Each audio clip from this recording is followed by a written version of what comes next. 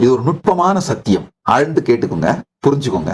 மொழிபெயர்ப்ப நானே செய்து ஃபீட் பண்ணா மட்டும்தான் ஏஐ டெலியூஷனுக்கு போக மாட்டேங்குது. அப்ப எனக்கு தோணுச்சு, ஏன், எதனால்? ஒண்ணு, என்னுடைய அனுபூதியிலிருந்து நான் டிரான்ஸ்லேட் பண்ணி ஆகணும். அப்பதான் அது சரியான மொழிபெயர்ப்பு வருங்கிறது உண்மை. அது ஆன்மீக ரீதியா.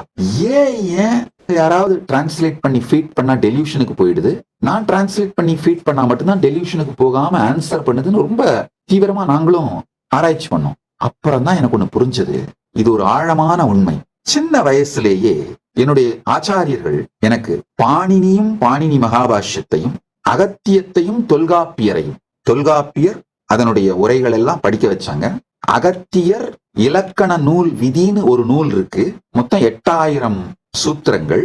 தொல்காப்பியத்தையும் இந்த அகத்தியர் இலக்கண நூல் விதியையும் பாணினி மகாபாஷ்யத்தையும் எனக்கு கற்றுக் கொடுத்ததனால் என்னுடைய சிந்தனையின் இலக்கணம் பாணினி மகாபாஷ்யத்தை சார்ந்து அமைந்து விட்டதனால் நான் மொழிபெயர்க்கும் பொழுது கன்சிஸ்டன்சியும் தெளிவும் தானாகவே அதில் அமைந்து விடுவதனால் இந்த ஏஐ டெலியூஷனுக்கு போகாம புரிஞ்சுக்கிட்டு ஈஸியா ட்ரெயின் ஆயிட்டு அழகா கேட்கிற கேள்விகளுக்கு ஆன்சர் பண்ணிடுது.